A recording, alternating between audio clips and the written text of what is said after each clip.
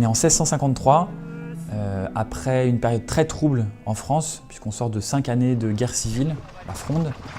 Mazarin rentre dans Paris et le jeune Louis XIV, âgé de 15 ans, rentre aussi au même moment. Et Mazarin, comme premier grand geste politique, décide d'organiser un grand ballet de cour. Le ballet de cour, c'est le genre noble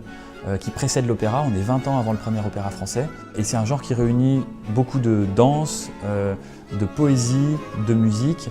et qui fait participer à la fois les aristocrates et des professionnels, qu'ils soient danseurs ou artistes en général. Moi, j'ai choisi d'appeler ce programme le Concert royal de la nuit, avec une grande partie de musique inédite, mais ce que je trouve encore plus intéressant, enfin ce qui a été encore plus intéressant pour nous, c'est de travailler sur le style inouï de cette musique des années 1650, avec un orchestre à la française à 5 parties, avec un style très différent de Lully 20 ans plus tard.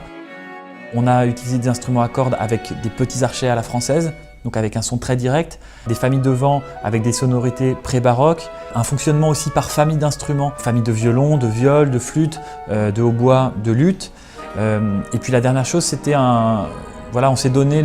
la possibilité de travailler sur tous les ornements, en se disant qu'on allait vraiment choisir des ornements qui sont propres à la musique de cette époque, en puisant dans Mersenne et Millet, qui sont deux grands théoriciens de cette époque, mais du coup qui nous ont assez vite éloignés des ornements plus standards de la musique baroque, donc vraiment un langage finalement plus proche du début du XVIIe que d'une esthétique tardive dont on a peut-être plus volontiers l'habitude.